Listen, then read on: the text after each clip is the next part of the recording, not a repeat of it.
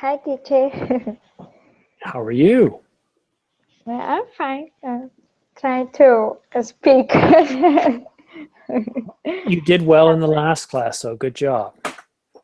uh, I don't know what happened because I know the words, but when I need to say something, I forgot it. I don't know, but I forgot the words, and it's hard, uh, frustrating thing. Well, you know what? It's always harder to have a conversation than anything else when you're learning a language. Yes. Yes, but the Berkeley is a good place to practice. Yeah, I like it. Good. How long have you been attending Verbling classes? uh, I start uh, 6 months ago, but I didn't have enough time to join in many classes. So, but I need to start to take more classes from now. Yes. Well, I look forward to having you in the class. You're the only one here right now. Not sure why. We are live. We are broadcasting, so I'm sure others will show up soon. But let me ask you about a word. When you hear the word hate, what comes to mind? What do you think it means? Um, Evil. What does Yes. that word mean? Um, I think that we hate people because we have in inherent um, evil in our hearts as a human being. So yeah, because uh, I was I wonder that the first thing when people uh, do something that we don't like, I don't like. Hmm. So the first reaction is a bad reaction. The first one is a bad reaction. So I think that is inherent in the human condition. Yeah, So, it's very true. So the dictionary says that hate is an intense or passionate dislike of somebody mhm. or something or a group. There is a um, interesting definition because that say that feel intense. So maybe as a human beings, we have emotions, and that is good because that help us to know what is going on with Okay, with good. our mind or Well, I'm curious to see what Dennelson has to say. So Dennelson, the word hate, if we look at it up in a dictionary, hate means to feel an intense or passionate dislike for someone, something, or a group. What do you think when you hear the word hate? What emotions does it conjure up? Like, what is the word hate to you?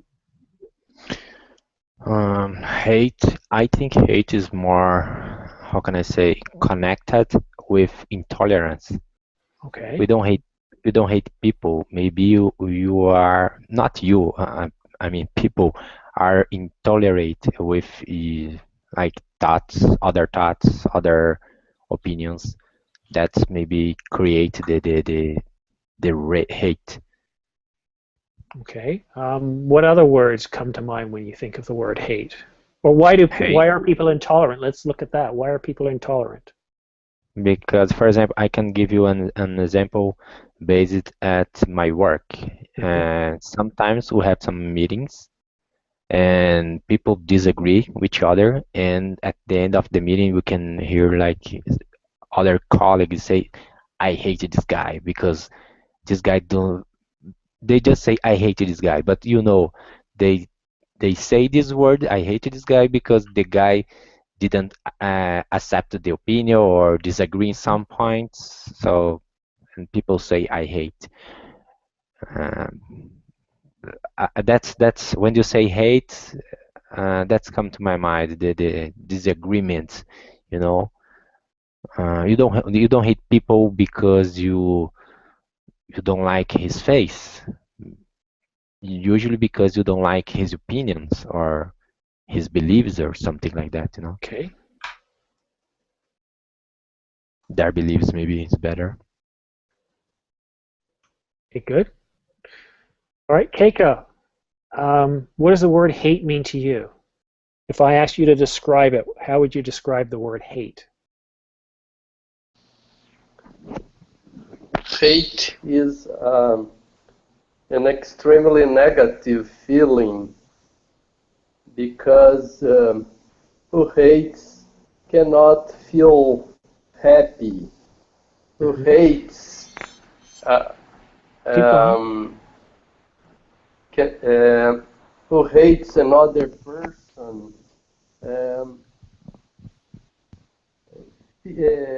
feeds himself or herself with bad emotions, who can destroy the person uh, itself. Teacher. The motives of the hate can be feelings, aggressive feelings against other people, or envy, or disputation about things things that are of common interest. Maybe when people are disputing for the same thing, and if they don't uh, take care, they they they they, they it happens that they feed bad feelings. Okay. So a couple of things I've heard you say is, it's a very negative emotion. Generally, you're in an unhappy state, and it's usually a feeling against somebody, sometimes people that are different from us. Yeah. Okay, very good. Anna, so in our short discussion, we've looked at hate. The dictionary says that it's an intense feeling or passionate feeling of dislike for someone, something, or a group. And the students have come up with many words: intolerance, disagreement. It's about beliefs, it's opinions, negative emotions, and others. When you hear the word hate, what feelings does it bring up to you? I mean, what do you think hate really means? Are we missing anything here? Okay. When the incident occurred in Paris, I wrote a poem about hate and tolerance and wars and those things because I believe that some people have been afraid nowadays, and and Donald Trump has been talking about building a war around the US, and I believe this kind of speech raises hate, and it's not a solution for terrorists and those things.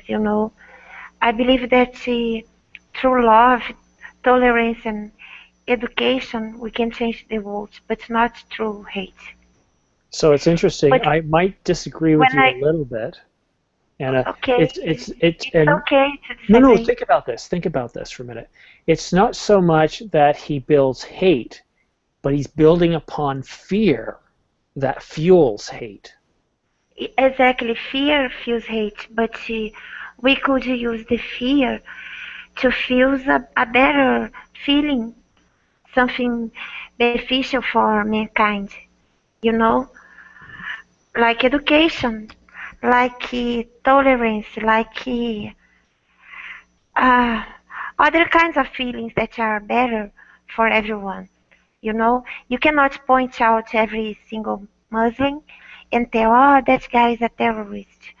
You cannot point out at a foreign person and say, ah, this person is coming here to take my job away. No, because it's not true. And when I listen to the word hate, I don't think just of hate.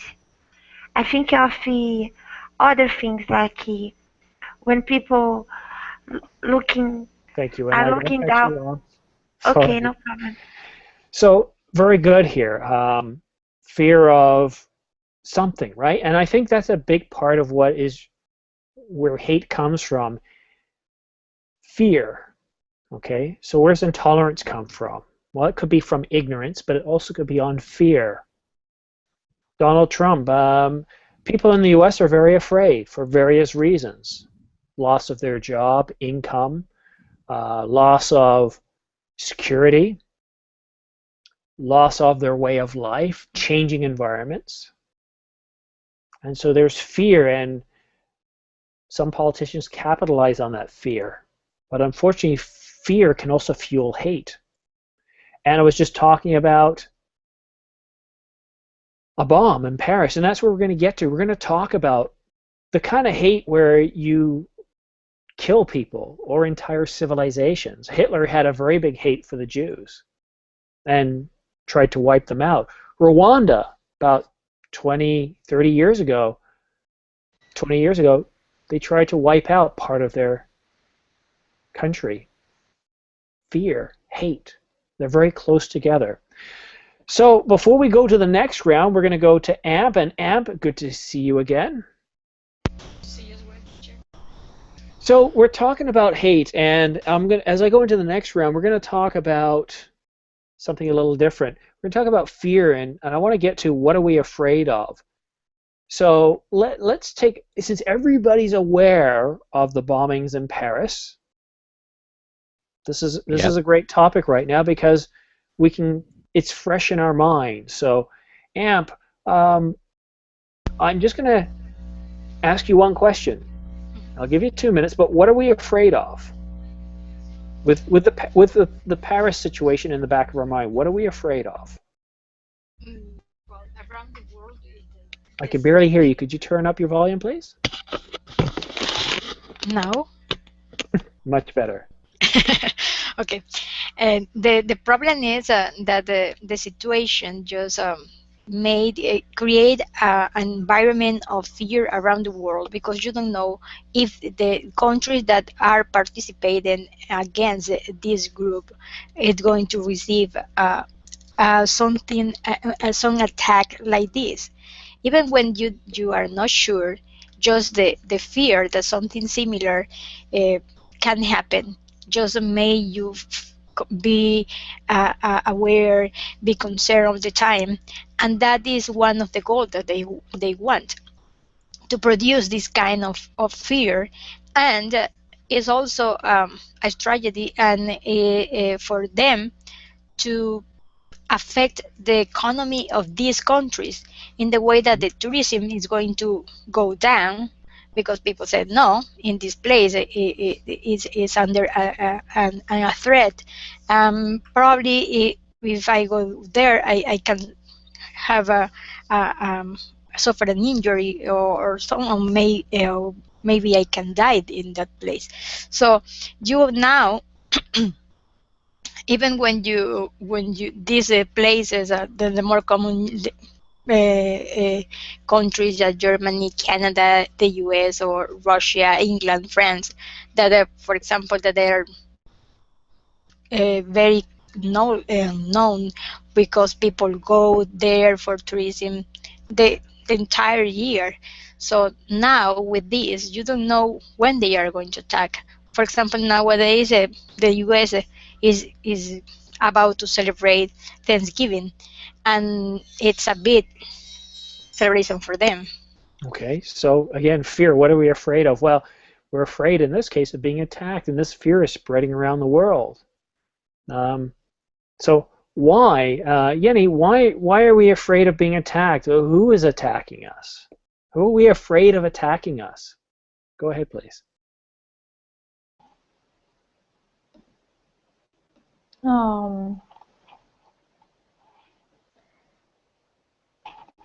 Yeah, but the thing here is that that bad situation happened to a first world country. Yeah, so we can expect a response from Paris that yeah, because Paris has money and guns to respond, so But who are it they could afraid be. of? Pardon me? Who are they afraid of? Oh, Syria and all the people who attack, the terrorists who attacked to Paris. Okay, so But terrorists. in the yeah, and but in at the end, the people who is afraid that is the civil population, the innocent people are suffering for that. So the government maybe doesn't suffer any harm. The people in the street, the people in the population is that receive the negative things that comes to due to this situation. So Okay, so so who are they afraid of? And one thing I heard here is it's terrorists, and I heard Syrians, and I think that kind of I'd like to stick with that a little bit. So yes, we generally call the type of or the group that causes the general term is terrorist, and the whole purpose of a terrorist is to create fear or terror, right? And that, so a couple of things here. What are terrorists trying to do? Why are they creating fear? What are they actually looking forward to? The actual bombing is not what they're trying to achieve. It's something else. So, Dennelson, as we go to you, I'd like you to sort of tackle, what are they looking for, these terrorists, and why are people also afraid of Syrians? Why are Syrians and terrorists being kind of, and I'm not saying everybody's doing this, but a lot of people are kind of afraid of letting Syrians immigrate into the country. So can you tell me more, Dennelson? Okay, I think the group of individuals, I can say that they are trying to get the attention for the entire world. So they are a small people against a lot of many huge people. I mean the entire world, and so they cannot do it in another ways that is in their thoughts. I mean, they try to get the attention for the entire world, and in order to achieve that, they are doing this kind of terrorism. So to get attention, couldn't they have just commercial time or protested no, instead? Why is why do groups feel the need to use this type of attack on what we consider civilians? Why do they feel that they can't use other means like protesting? I don't think they will get the attention that they want, and at the same time they want to how can I say, they feel like, for example, United States or other countries did something bad in the past, so today they want to give them the same treatment. I'm not sure if that's true or not, so I think it's not the idea to discuss that. But I think this is the main two things. First, trying to do something bad for someone or some country that did something bad in the past for them, and the other thing is trying to get their attention for the entire world. So, and that's the way they think it's the best way to get the attention. That's a very interesting point.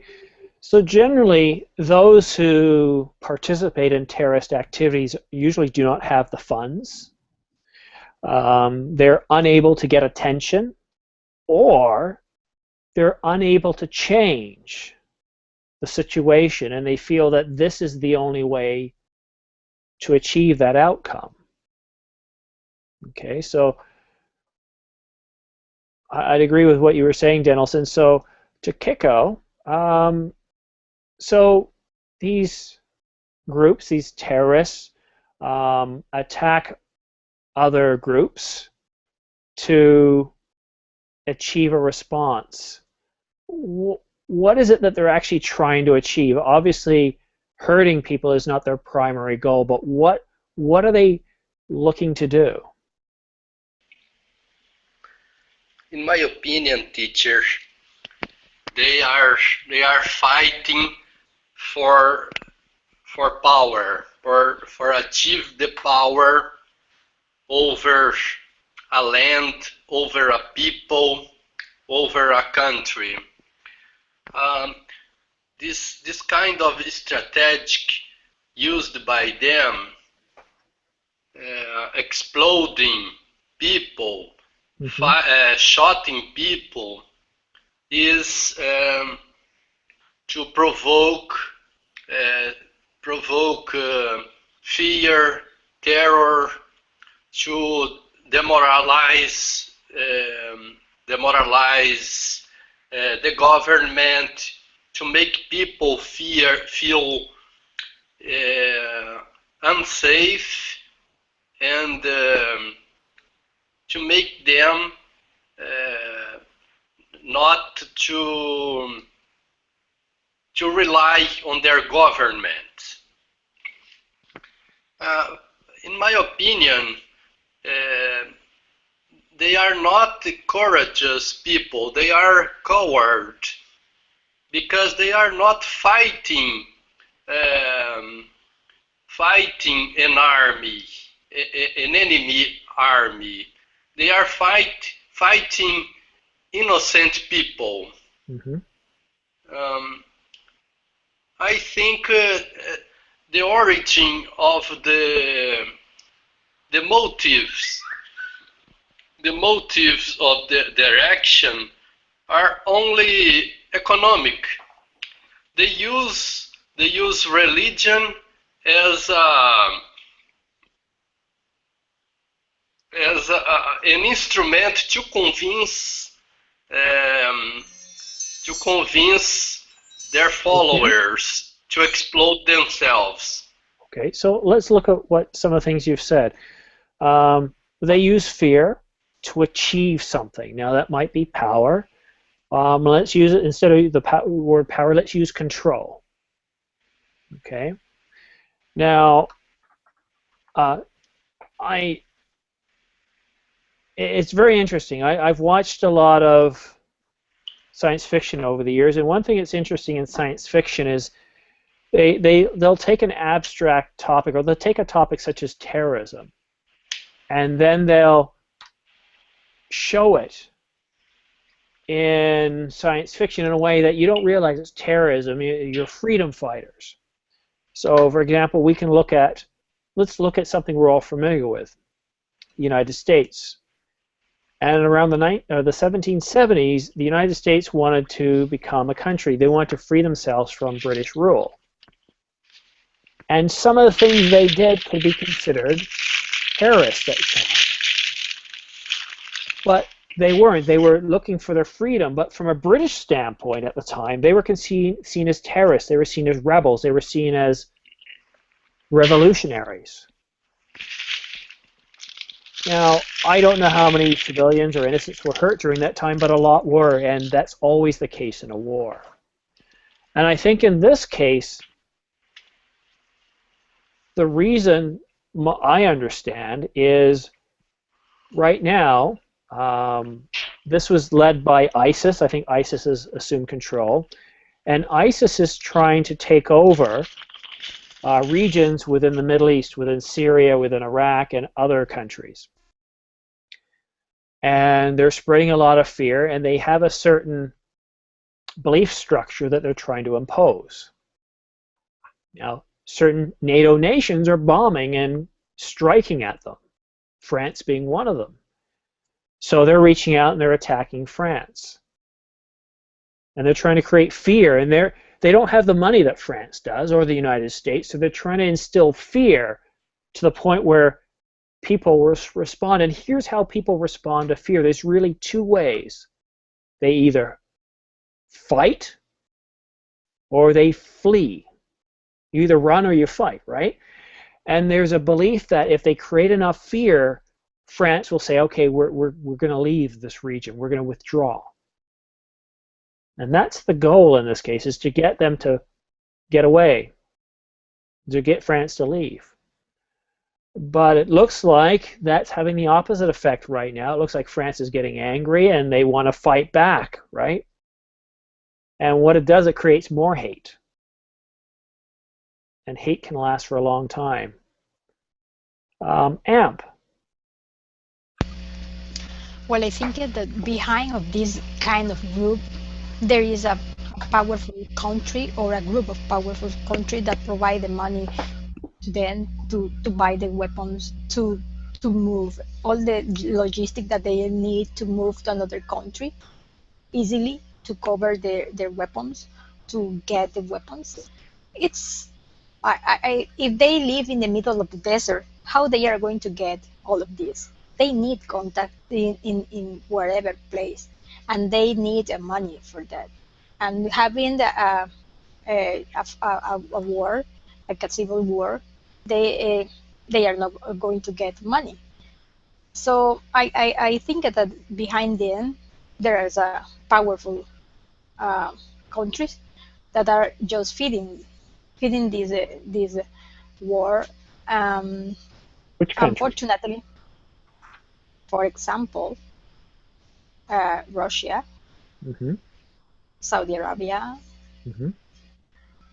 and unfortunately there are many victims, like people in There's Iraq. many more countries than that. Canada, right? So we've got planes over there. So we're partially we're on the stage. Well, but I United read that States. Canada is going to step back, and they are not going to attack ISIS anymore.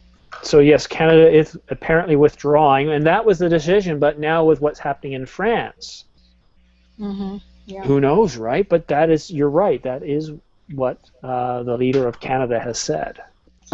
Yeah, and for example, if they were fighting at the first because they are against the system, against the government, the president, or the system around this area, why they are killing their own people? Because every day they kill a lot of Iraqi people, Syrian people, and now the victims are all these people. Thank you, Amp.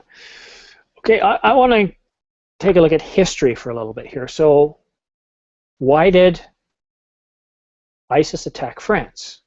Well, France and other countries are striking at ISIS in Syria and Iraq and other areas. Well, why is Why are Western nations attacking, and Middle Eastern nations attacking ISIS? Well, largely because there was a civil war in Syria.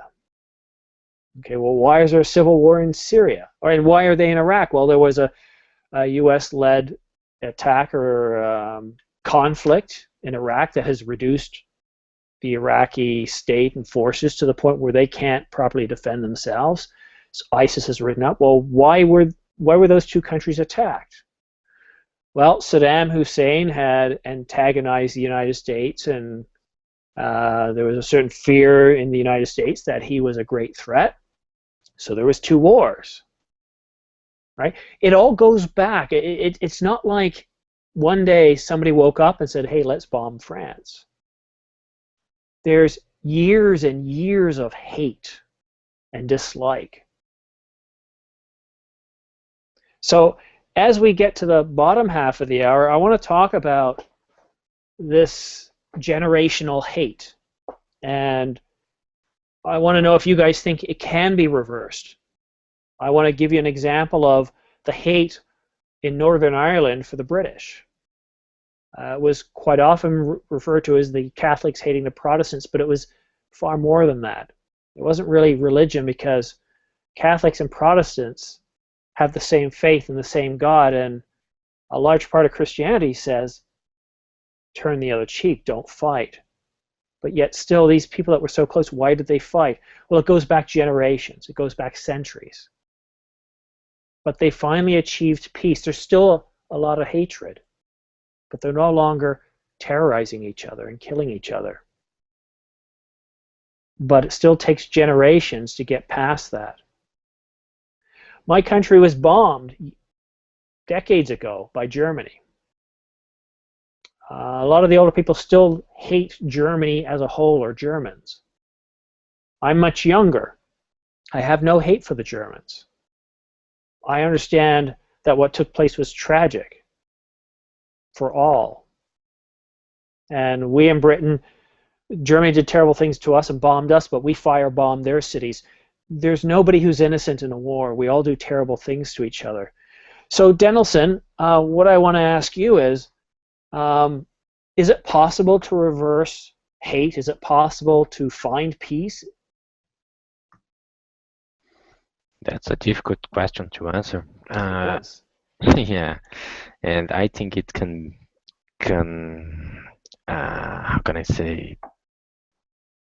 You need decades. You take a lot of years to solve this kind of issue. But in that situation, I don't believe it will be resolved, because it's related not a land.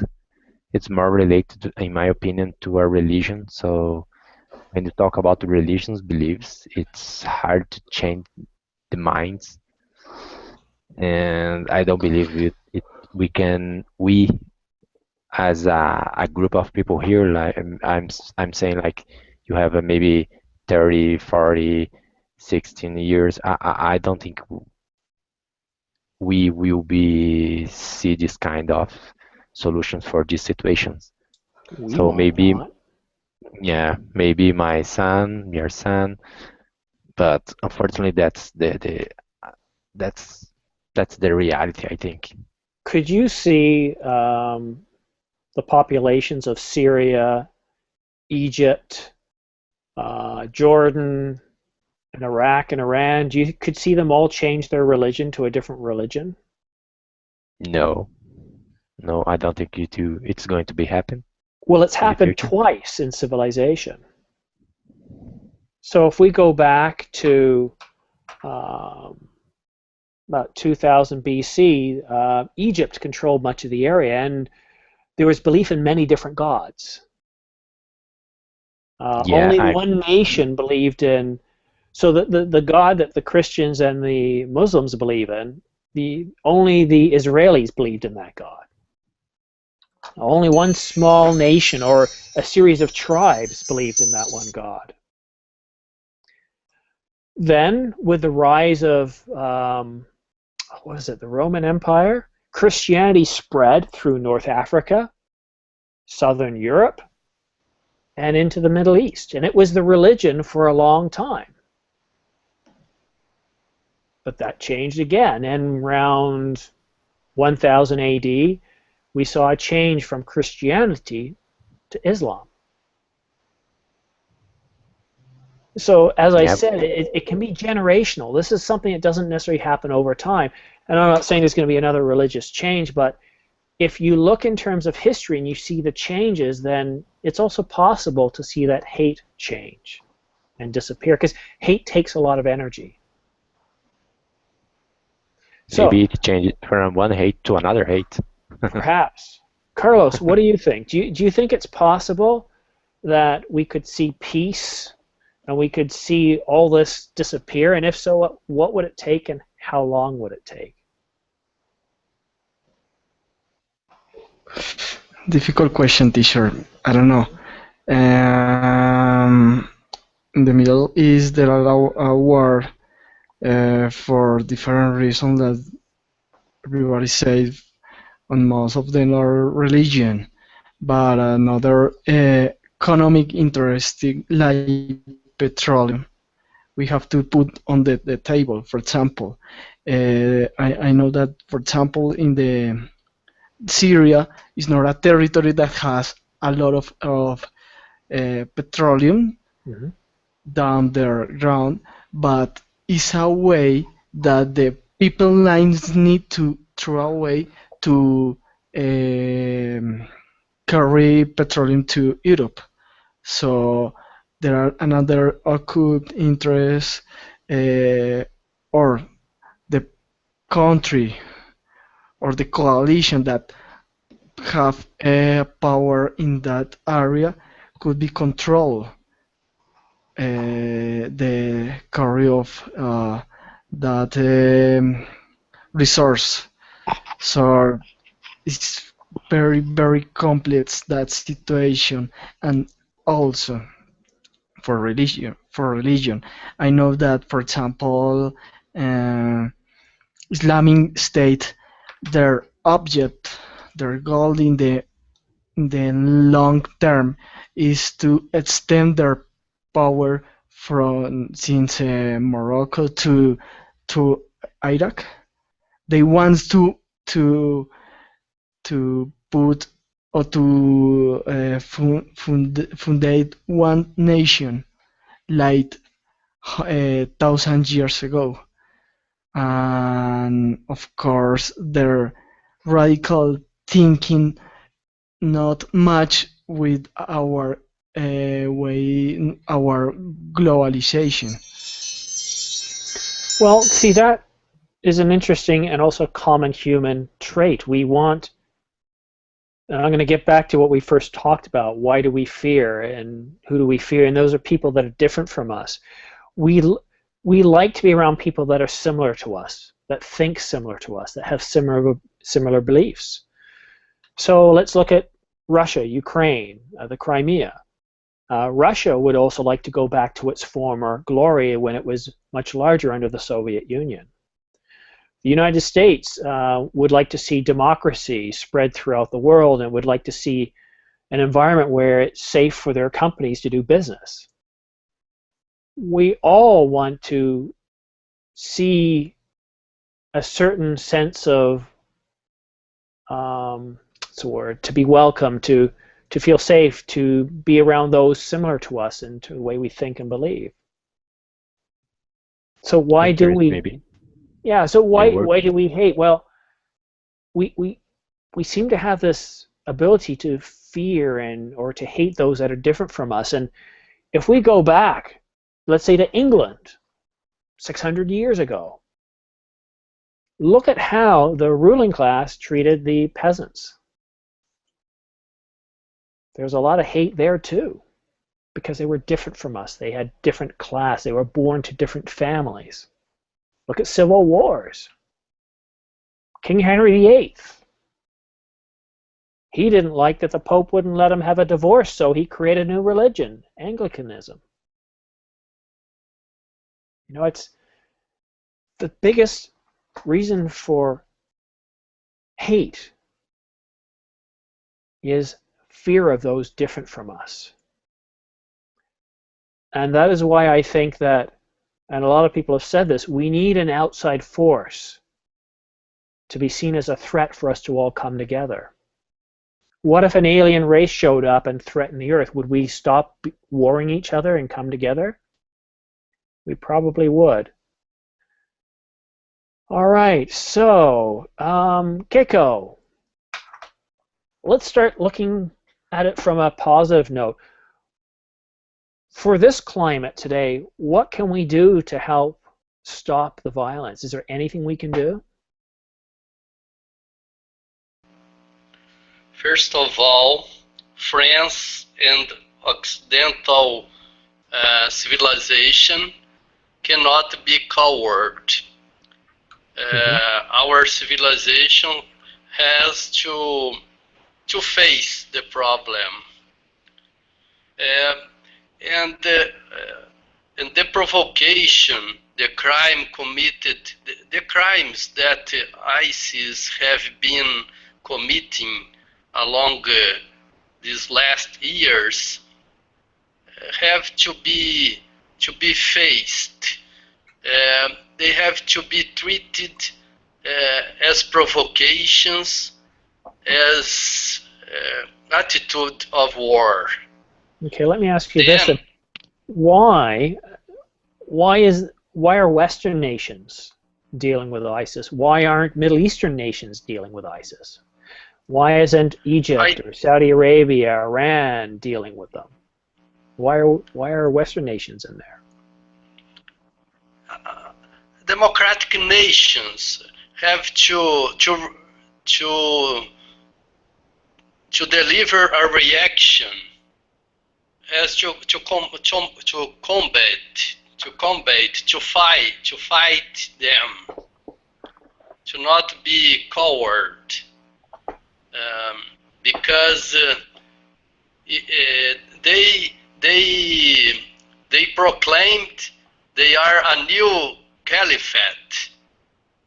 They want to globalize their dominations. Okay, but let me ask you this though.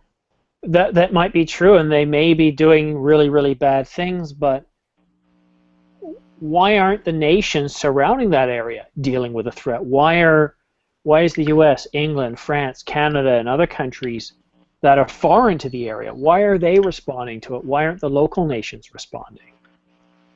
I think that there are lots of tactics that can be used. For example, block commercially, not buying their petroleum. Thank you. Your time is up. So yeah, I mean, there's boycotts that could be done, but I do bring this up because I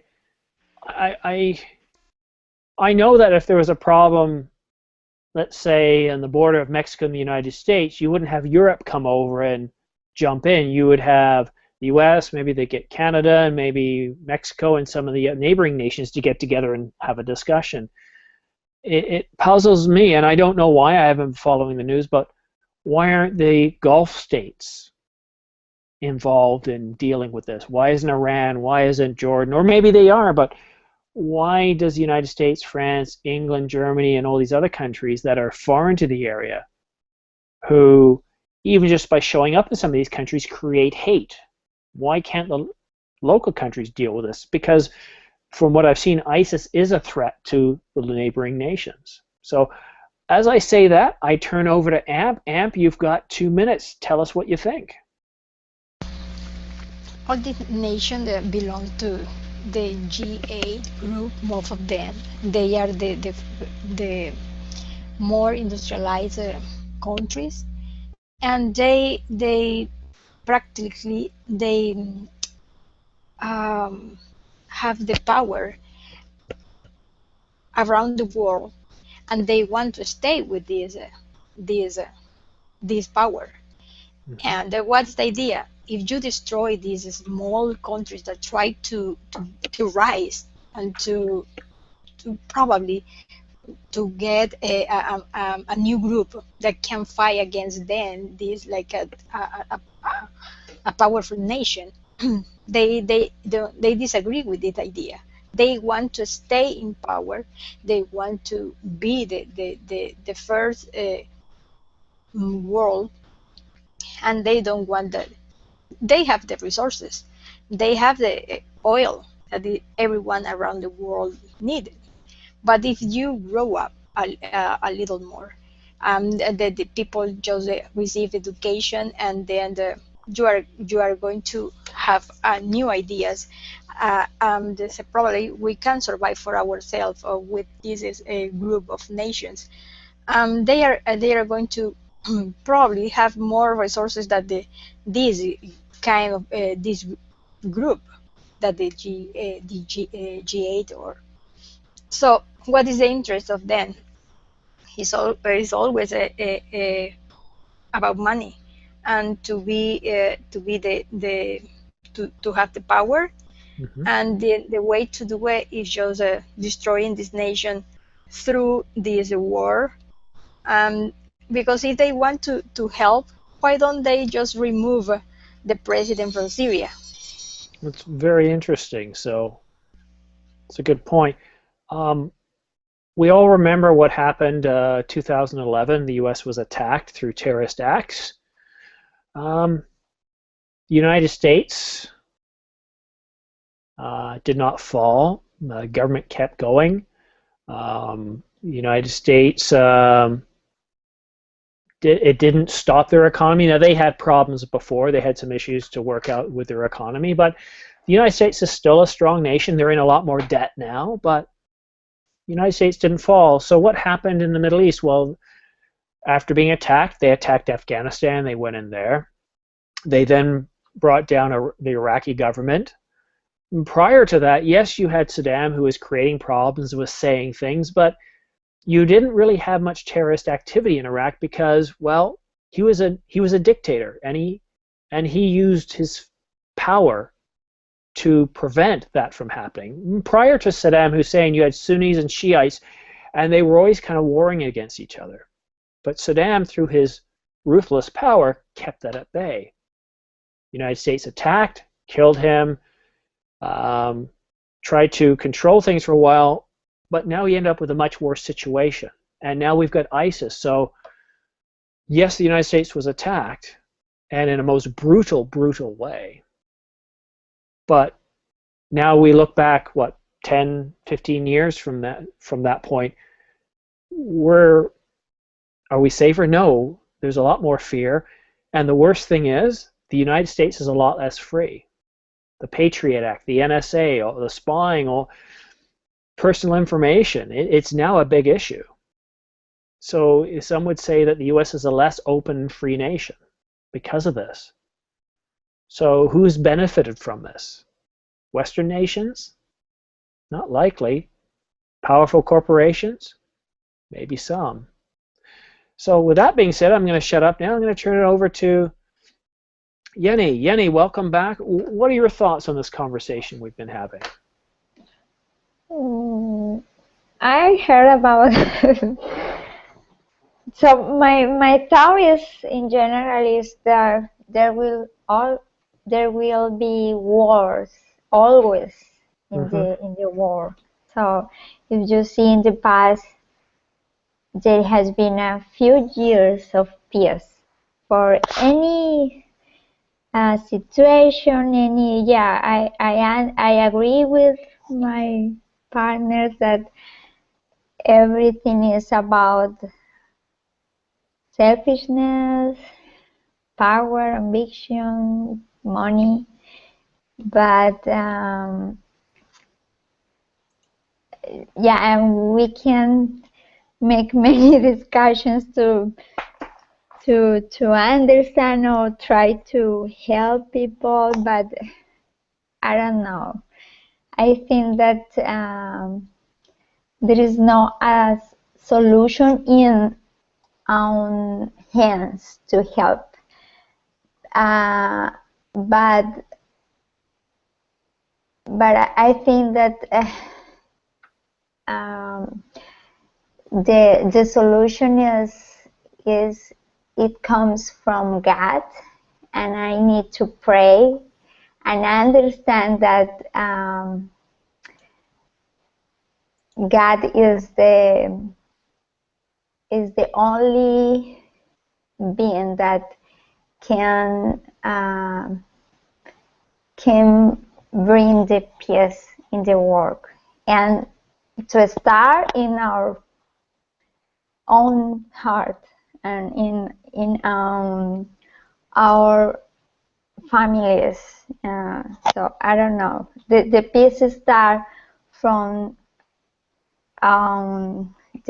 my own family. So from my own heart. I don't know if that makes sense for all It of you, does, but and a bit of reflection helps. What I find truly amazing when you look at this, the whole idea of fear and hate and how we see people different from each other.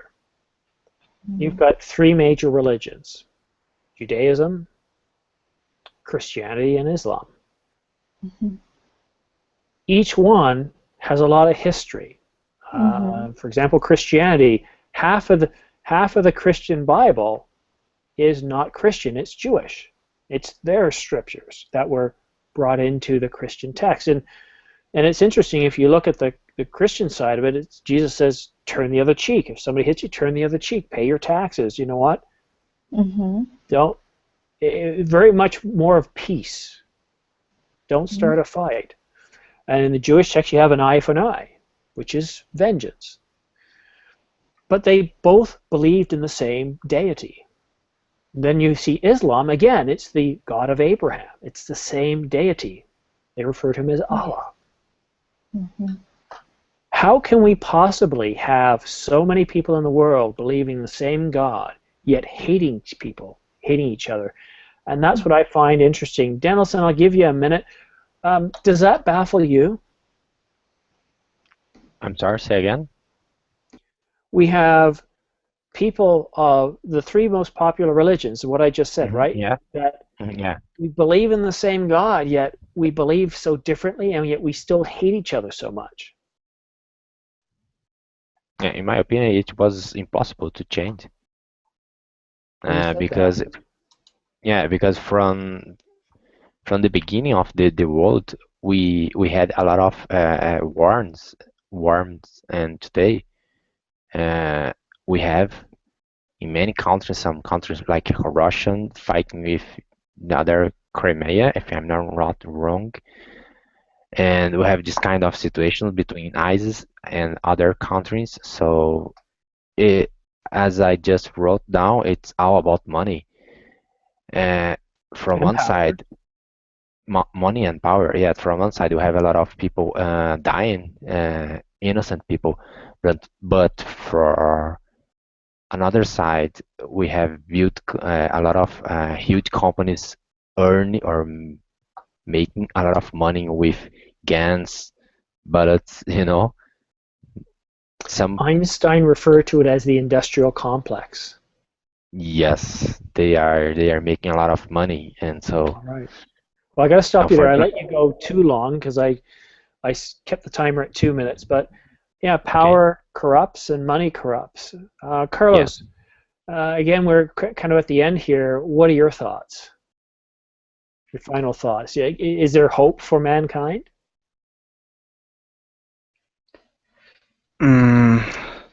I don't know. I don't know really. Religion is a very strong topic. I think that this culture is impossible that the society, some kind of society, try to change their beliefs, and everybody has rights to believe in whatever thing wants to believe. So I believe the world need to be respectful with others. The more we respect others' believers or ways to see the world, maybe we everything would be better. I don't know. That's a good point. Yeah, that's a good point. I mean, we gotta change something. We gotta do something different. Keiko, your final thoughts. Think of something positive you could say. What can we do? Teacher, I think religion is neither good nor bad. It is good or bad depending on the way it is used.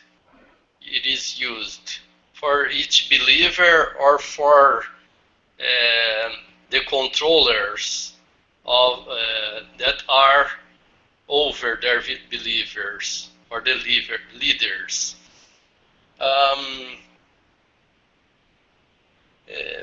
For example, as you said, Judaism, Christianity, and Islam have the same God. All the three are Abrahamic religions. Mm-hmm. They have the same fundaments. But the way the leaders sometimes use the religion, manipulate people. Well, sorry, your time is up, but let me say this. It's interesting, even if you look at Christianity, turn the other cheek. You know, they asked Jesus, what should you do if somebody hits you? Turn the other cheek. It's clearly not an offensive position to take. Now, a lot of us believe if somebody attacks us, we have the right to defend ourselves and attack back. But if we followed our religions more closely, well, there should be less violence. And look at the Islamic, I think it's the Quran. It's a crime to attack other Muslims. Yeah, look what ISIS is doing. It's attacking other Muslims. They're not just attacking. What happened in Paris is terrible. But what is happening on the ground with ISIS in Iraq and Syria is just horrible. Even far worse. And these are people that are of the Muslim faith. But because they don't believe as a strict, and we all know it's easy to make mistakes, and it's so easy to, I don't know, believe what we want to believe sometimes.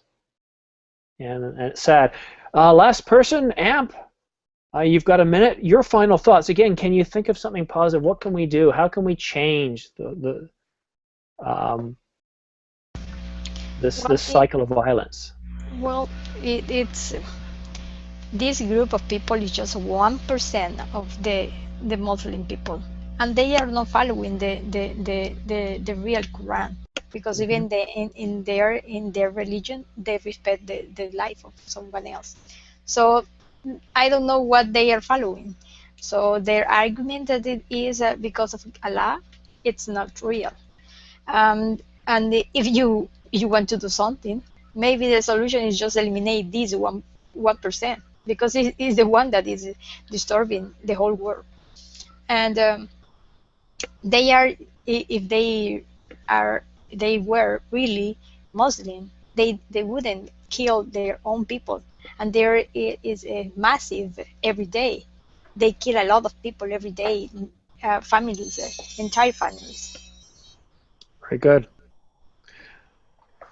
So a very touchy subject here. Now, again, why did I bring this up? To create divisions and tensions? No. Clearly that has not happened, and everyone's been respectful and has been careful of how we choose our words.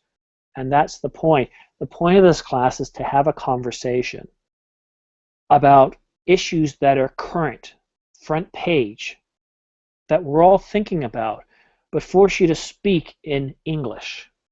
Now, that's the whole purpose of this class.